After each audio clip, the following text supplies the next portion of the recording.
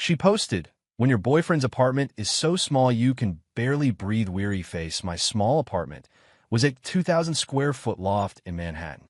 I commented, "Feel free to find more space elsewhere." Then I changed the locks and put her boxes in a storage unit. When she realized elsewhere meant a studio in Queens she could actually afford. I, 31 male, am a commercial real estate appraiser. I know that sounds boring, and honestly it kind of is, but it pays well, and more relevant to this story, it means I understand what things cost. Specifically apartments. Specifically in Manhattan. So when my now ex-girlfriend publicly called my 2,000 square foot exposed brick loft so small you can barely breathe, something inside me just clicked off. Let me back up. I inherited some money from my grandfather when I was 24. Not life-changing generational wealth, but enough that combined with my salary and a favorable interest rate at the time, I was able to put a down payment on a loft in a converted warehouse building. 2,000 square feet, 12-foot ceilings, original hardwood floors, the kind of place that makes people go quiet for a second when they walk in for the first time. I'm not bragging. I got lucky with timing and I know it. But I also spent 3 years eating rice and beans to make those mortgage payments work. So it wasn't exactly handed to me on a platter either. My girlfriend moved in about 8 months ago. We've been dating for a year before that. She worked as a receptionist at a dental office, which is a perfectly fine job, but relevant because her take-home was about $2,800 a month. I never asked her to contribute to the mortgage. We split groceries, and she paid the electric bill, which in a loft that size runs maybe $140 in summer. That was it. She was essentially living in a Manhattan loft for $140 a month plus half the groceries. I want to be clear about something. I didn't hold this over her head. I never once said, "My apartment, my rules." We decorated together. She picked out the throw pillows, gray, from West Elm, $89 each, she bought 4. She put her vintage record player by the windows. It felt like our place. I wanted it to feel like our place. The problem started around month 5 of her living there. Little comments at first. "Babe, don't you think we need a bigger closet?" We had a 6-foot custom built-in plus a freestanding wardrobe I bought specifically for her stuff. "This kitchen is so cramped." The kitchen had a 10-foot island with seating for 4. "I wish we had a second bathroom." We had a full bathroom and a half bath. In Manhattan, that's practically a penthouse feature. I brushed it off because people complain. I complain about stuff too. Whatever. Then she started doing this thing with her friends. They'd come over for wine nights, which was fine. I liked her friends mostly. And she'd do this performative side thing. Like they'd be sitting in the living room, which comfortably fit an L-shaped sectional, a coffee table, a bookshelf, and a reading nook by the window. And she'd go, "Sorry, it's so cramped in here, guys. We're making it work with what we have." And her friends would look around confused because the space was objectively massive. One of her friends actually pulled me aside once and said, "Your place is incredible." I don't know what she's talking about. That was the first time I thought something was genuinely off. But the post is what ended it. 3 Saturdays ago, I was at a work conference all day. Came home tired around 8 p.m., heated up leftovers, and was scrolling through my phone when I saw it. She'd posted a carousel of photos, our apartment, with the caption, "When your boyfriend's apartment is so small you can barely breathe, weary face, Manhattan living is not the flex y'all think it is. Someone give me a house in Connecticut, please, house with garden." The photos were taken at specific angles to make the rooms look small. Like she'd literally crouched in corners and shot toward the walls to mess with the depth perception. The living room, which again fits a sectional, looked like a closet in her photos. She'd piled stuff on the kitchen island to make it look cluttered when we both know it's normally clear. She staged it. The comments were full of her friends and random followers going, "OMG girl, you deserve better," and "dump him and find a man with a real apartment," and crying laughing emojis. 300-something likes. She had maybe 1,400 followers, so that's a pretty solid engagement rate. Sorry, the appraiser brain never turns off. She was in the bedroom on her phone. I walked in and said, "Hey, I saw your post." She didn't even look up. "Which one?" "The one where you're telling the internet my apartment, the one you live in for free, is too small for you." She rolled her eyes. "Oh my God, it's a joke." You're so sensitive. It doesn't read like a joke. And you doctor the photos. I didn't doctor anything. I just took pictures. You angled them to make the rooms look smaller than they are. The kitchen island has stuff piled on it. That's never there. You moved the coat rack in front of the living room window to block the depth. She finally looked up. Okay, detective. Sorry my aesthetic didn't match your floor plan. I stared at her for about 5 seconds. Then I said the thing that apparently started a war. Feel free to find more space elsewhere. She laughed. Actually laughed. What? I'm serious. If this apartment isn't good enough for you, go find one that is. You're breaking up with me over an Instagram post? I'm telling you that if you genuinely believe this place is too small, you should find something bigger. I won't stop you. She sat up. You're being ridiculous. Maybe, but take the post down. No. Okay then. I grabbed my laptop and went to the living room. She came out 20 minutes later acting like nothing happened. I slept on the couch that night. Not because I was being dramatic.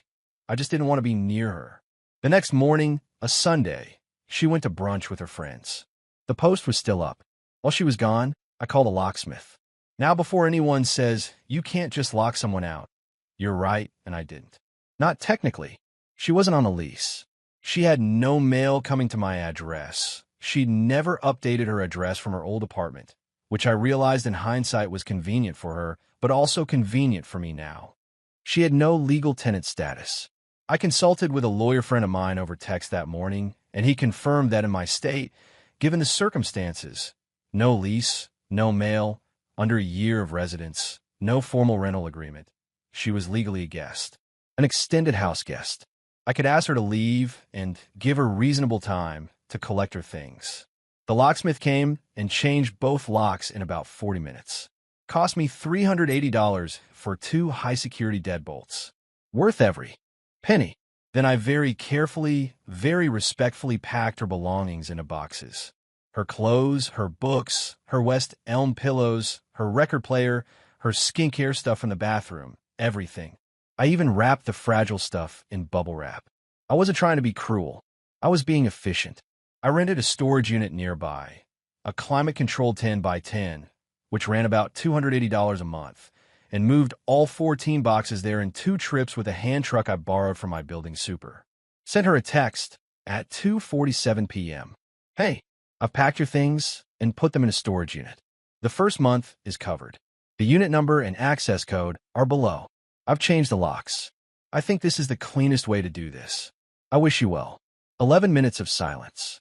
Then my phone started vibrating like it was trying to escape my hand. Are you serious right now? You packed my stuff? You changed the locks? I live there. This is illegal. I'm calling the cops. I replied once. You don't live here. You were a guest. Your belongings are safe in climate-controlled storage, and I've paid the first month. I'm sorry it came to this. She called the cops. They came to my building. 2 officers. I showed them the lease, my name only. Showed them that she had no mail on my address, no renter's agreement, nothing. The officers were professional, but I could tell one of them was looking at me like I was a jerk. He asked if I'd given her any of her belongings. I showed him the storage unit receipt and the text I sent with the access code. He told me there wasn't much they could do since she had no legal claim to residency, but he strongly suggested I keep everything documented. They left. She blew up my phone for the rest of the day. I muted her. Update 1, 6 days later. Okay, y'all. So the aftermath of this has been something else. First, let me address the most common question. Yes, I'm sure she wasn't a legal tenant. I had my lawyer friend draft a short memo confirming the analysis. No lease, no rent payments to me, no utility bills in her name, the electric was in my name, she just Venmo'd me her portion, no mail forwarded to my address, residence under a year with no formal agreement. In my jurisdiction, she was classified as a licensee, someone with permission to be there that could be revoked. I revoked it. Legally clean. Now, the entitlement tour that followed. Monday morning, she showed up at my building with her mother. Her mother. This woman drove in from Long Island to advocate for her adult daughter's right to live in her ex-boyfriend's apartment rent-free. Let that marinate. The doorman, absolute legend, called up to let me know they were in the lobby requesting access. I told him I didn't want any visitors. He relayed the message. According to him, he told me later over a beer I bought him, her mother walked up to his desk and said, "Young man, my daughter has been living in that apartment for almost a year. She has rights. You need to let us up right now, or we're calling our lawyer." The doorman said, "Ma'am, only the leaseholder can authorize visitors. He's declined. I can't help you." Her mother apparently said, "This is what happens when men are allowed to have too much. They think they can throw women away like garbage." They left after about 25 minutes of sitting in the lobby huffing and puffing. Her mother posted her own thing on social media that evening. A long paragraph about how today's young men have no respect and how my daughter gave that boy everything and he threw her out like trash over a silly post. She tagged it with stuff like hashtag protect our daughters and hashtag narcissist ex-boyfriend. Cool. Cool, cool, cool. Tuesday, I got a text from a number I didn't recognize. Turns out it was her older brother, who I'd met exactly twice, and both times he'd spent the entire evening talking about his fantasy football team. His message read, "Bro, you need to let my sister get her stuff properly and stop playing games. This isn't cool, and you know it." I replied, "Her stuff is in a climate-controlled storage unit. She has the access code. She can get it any time during business hours. I'm not playing any games." He wrote back, "You know what I mean. Let her back in the apartment. She's sleeping on our parents' couch, and my mom is losing it. That's not my problem. She publicly insulted my home. I asked her to find something better. She can. You're a real piece of work, dude." I didn't reply to that one. Wednesday is when things got genuinely annoying. She must have been talking to someone who knew a tiny bit about tenant law, because she sent me a very formal-sounding text that was clearly dictated by someone. "I am formally requesting reentry to the residence at my address, where I have been residing for approximately 8 months. Under New York state law, I may have established tenancy, and you are required to follow formal eviction proceedings." Except she couldn't actually file anything because, again, she had no documentation. No lease. No canceled rent checks. No utility bills. The Venmo payments she'd sent me were labeled groceries and electric, which matched our actual arrangement, not rent. She'd never received a single piece of mail there. She'd even bragged to friends about not having to deal with lease stuff because she lived with me. Screenshots of that brag were still on her social media from month 2 of her moving in. I know because her friend, the same one who told me my place was incredible, quietly sent me the screenshot with a note saying, "Just in case you need this." Her bluff went nowhere. But she wasn't done. Thursday, she pulled the pettiest move yet. She called my building management company and claimed I was running an illegal Airbnb out of my unit and that she had evidence I was renting rooms to strangers. I got a call from the property manager asking about it. I explained the situation, recent breakup. She was upset. It was retaliatory. He said he'd log it, but since I own the unit, condo, not rental, and there were no prior complaints, he wasn't concerned. But it meant I had to have a 20-minute conversation I shouldn't have needed to have. Friday. Oh, Friday. This is the one that really tested my patience. She texted me, "The storage unit is too far from my parents' house. I need you to move my stuff closer or deliver it to me."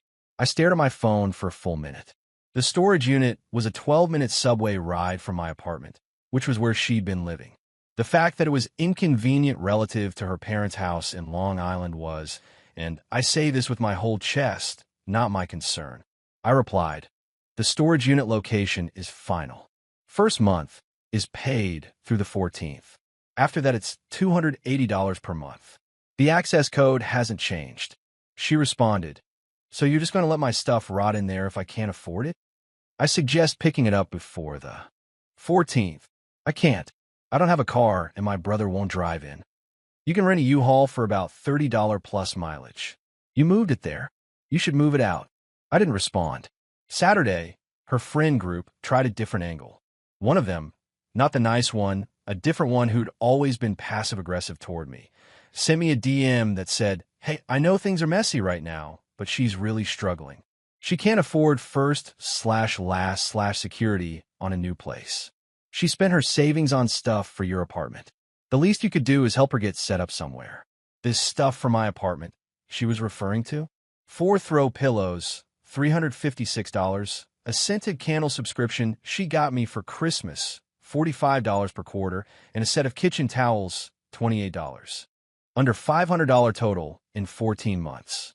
Meanwhile, I'd covered her housing, most of her food, and her utilities in a Manhattan loft for 8 months. But sure, I owed her. I didn't respond to that either. Update 2. 2 weeks later. A lot of you predicted exactly what happened next. She found out what apartments actually cost. From what I pieced together through the mutual friend grapevine, and one very informative conversation with a nice friend from her group who was increasingly disgusted by the whole circus, my ex spent that first week and a half aggressively apartment hunting. She was absolutely positive she could find something way better than my loft, because in her mind, my place genuinely was small and she deserved more. Reality hit her like a freight train doing 90. At her income, roughly $2,800 per month after taxes, and with no savings to speak of, she'd spent most of it on clothes and going out, which I noticed but never commented on because it wasn't my money. Her options in Manhattan were literally zero. Not figuratively, literally zero. Even a studio in the most remote corners of the island starts at $2,200 and requires proof of income at 40x the monthly rent, which would mean she'd need to make $88,000 a year. She made about $38,000. So she looked in Brooklyn. Same problem, mostly. The neighborhoods she wanted, the trendy ones she'd post about, were $1,800 minimum for a room in a shared apartment. A room in someone else's apartment. With roommates. She ended up finding a studio in Queens. $1,650 a month. Roughly 340 square feet. No dishwasher. No laundry in unit. A window that faced a brick wall. She had to get her mother to co-sign the lease because her income alone didn't qualify. 340 square feet, down from 2,000, because a post was more important than appreciation. The nice friend told me that when my ex walked into the studio for the first time after signing the lease, she stood in the middle of the room and didn't say anything for about 2 minutes. Then she said, "I can see the entire apartment from one spot." Because she could. That's what 340 square feet means. Now, I didn't celebrate this. I'm not a monster. I know how brutal the housing market is, and I know she's going to be spending over half her income on that studio, which leaves almost nothing for groceries, transportation, and the life she'd gotten used to living. That's a hard adjustment, and I wouldn't wish financial stress on anyone. But I also didn't cause it.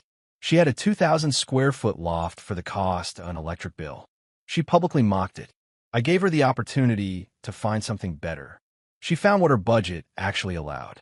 Now here's the part of this update that I really need to talk about because it's the most infuriating thing that happened throughout this entire situation.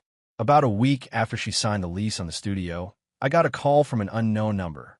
I normally don't pick up unknown numbers, but I was expecting a work call. It was her mother. "I want you to know that what you did to my daughter is going to follow you," she said. "No hello. Ma'am, I don't think we should be communicating. She is living in a box because of you." A grown woman living in a box. Does that make you proud? She's living in an apartment she can afford. I'm sorry it's not what she wanted. You know what you are?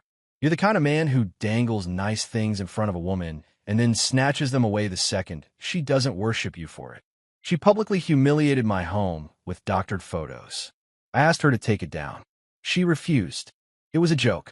Young people joke on the internet. You destroyed her life over a joke. I think we have different definitions of joking. I want you to pay for her security deposit. Dead silence from me. Her security deposit on the new apartment. You forced her into this situation. The least you can do is pay her deposit. It's $1,650. Ma'am, no. Excuse me. No, I'm not paying for her apartment. I already paid for her apartment for 8 months. For essentially free. She chose to mock it publicly. I chose to end the arrangement. The consequences of her actions are not my financial responsibility. You are a cruel, selfish man. I'm sorry you feel that way. Please don't call me again. She called me again. 3 times that week. I blocked the number. But here's the real kicker. I found out, through the nice friend, who at this point was basically a double agent, that my ex hadn't actually moved all her stuff out of the storage unit. The paid month had ended. She'd grabbed about half her things and left the rest because she didn't have room in the studio. So the storage unit was now accumulating charges at $280 a month on MY payment method because I'd set up the first month. I called the storage company immediately and removed my card. They told me they'd notify the renter on file, which was me, since I'd set it up, that the unit would go to auction after 90 days of non-payment. I transferred the account into her name using the contact info I had and sent her one final text. Storage unit account has been transferred to your name. My payment info has been removed. Please handle the remaining balance and your belongings. I wish you well. Her response: Are you serious? I can't afford $280 a month. You put my stuff there, you should pay for it. I did not respond. I changed my number the next day. Update 3. Final. 5 weeks later. All right, this is the last one. I've gotten a lot of messages asking for a final update, so here it is. The storage unit situation resolved itself in the most predictable way possible. She didn't pay. She couldn't afford to, between the $1,650 rent, her regular expenses, and a credit card balance the nice friend mentioned she'd been carrying for months. There was nothing left. After 90 days of non-payment, the storage company auctioned the contents. 14 boxes of clothes, books, throw pillows, a vintage record player, and what I'm told was a fairly nice collection of scarves. All gone. I don't know what it sold for. I don't care. She apparently called the storage company screaming about it. They told her she'd been notified 3 times, by mail to the address on the account, her parents' house, since I transferred it to her name and she used their address, and by email. Her mother had apparently been throwing away the notices, thinking they were junk mail. You truly cannot make this stuff up. Now, the bigger stuff. About 2 weeks after my last update, I got a letter, an actual physical letter, forwarded from my building's management office. It was from her attorney, a cease and desist demanding I compensate the complainant for losses incurred due to wrongful eviction, including but not limited to security deposit, moving costs, storage fees, and emotional distress. The total they were demanding? $8,200. I called my own lawyer. Not the friend this time. I retained an actual real estate attorney through my firm's legal referral network. Cost me a $500 retainer. She reviewed the letter, reviewed my documentation, and wrote a response that I genuinely want framed. The response, summarized in non-legal terms, basically said, your client was never a tenant, never paid rent, never had a lease, never received mail at the premises, publicly admitted on social media that she didn't have to deal with lease stuff, and voluntarily resided as a guest whose invitation was revoked with reasonable notice and accommodation. Storage of belongings, first month paid. The claim has no legal basis, and if pursued, we will countersue for defamation based on the public social media posts containing deliberately misleading images of the premises, as well as harassment based on the documented pattern of contact from the complainant and her family members. My lawyer told me she didn't expect to hear back. She was right. We never did. But the ripple effects were wild. The nice friend, who by this point had firmly distanced herself from my ex's circle, told me that the attorney my ex hired was her mother's friend's husband, not a real estate lawyer, a personal injury guy. He'd apparently taken the case as a favor, and after receiving my lawyer's response, told the family there was nothing further he could do, and that pursuing it would likely result in an unfavorable outcome. Translation: you have no case, and you're going to get countersued. Her mother threw a fit, apparently told the attorney he was abandoning her daughter and that she'd find a real lawyer who isn't afraid of bullies. She did not, in fact, find another lawyer. I know because my attorney set a reminder to check for any filings against me. 6 weeks later, nothing. Meanwhile, the social media post, the one that started everything, was still up, still getting occasional comments, still painting me as some kind of monster who threw his girlfriend out over nothing. I'd been ignoring it per my lawyer's advice, but it was affecting me more than I wanted to admit. People I'd met through her at parties would see me on the street and look away. A guy from her friend group messaged me saying, "You should be ashamed of yourself." One of my own co-workers saw it through some 6 degrees of separation share and asked me about it at lunch. So I did something I've been sitting on for a while. I didn't make a public post. I didn't tell my side. Instead, I sent the nice friend a single photo. No caption, no explanation. Just a wide-angle shot of my living room. The sectional, the reading nook, the 12-foot ceilings, the windows overlooking the street. The space that my ex had called so small you can barely breathe. The nice friend posted it on her own story with a caption, "For context." That's all she wrote. For context. Within a few hours, people started doing the math, comparing the angles in my ex's original post to the actual dimensions visible in that one wide shot. Someone who worked in interior design commented with rough square footage estimates based on a furniture scale. Comments started popping up on my ex's original post. Not from me, not coordinated by me, just people going, "Wait, that's the same apartment, and girl, that place is huge, what are you talking about?" She deleted the post by the end of that day. Didn't address it, didn't explain, just deleted it. The nice friend told me my ex's reaction was to throw her phone across her studio and crack the screen on the floor of her 340 square foot apartment. The replacement screen cost her $230 she didn't have, so she was using a phone with a shattered screen for 3 weeks until her next paycheck. I want to wrap this up with something honest. I don't feel triumphant. I know a lot of people reading this want me to be doing a victory lap, and I get it. The narrative is satisfying. Girl mocks boyfriend's generosity. Boyfriend removes the generosity. Girl faces reality. Clean. Tidy. Justice served. But here's what actually happened. I lost someone I cared about. Someone I thought I'd build something with. Someone whose record player I can still see a ghost of by the windows, even though it's been gone for weeks. I sit in my 2,000 square feet of exposed brick and hardwood, and sometimes it does feel too big. Not because of the square footage. Because it's quiet. The throw pillows are in a storage auction somewhere. The candle subscription got canceled. The kitchen towels are in my linen closet because I'm not going to throw out perfectly good kitchen towels. I'm not insane. She's in Queens, paying more than half her salary to live in a box. Not because I put her there, because she valued a performance of dissatisfaction over an actual life she had for free. She chose the image of deserving more over the reality of having enough. I changed my locks. I changed my number. I haven't changed my couch yet because it still has the indent from where she used to sit and read, and honestly, I should probably get a new one, but I'll do it when I'm ready. That's the whole story. No dramatic twist. No secret happy ending. Just a guy with a loft and a lesson about what happens when someone mistakes generosity for obligation. Take care of each other out there. And for the love of God, if someone is letting you live in a Manhattan loft for $140 a month, maybe don't post about how small it is.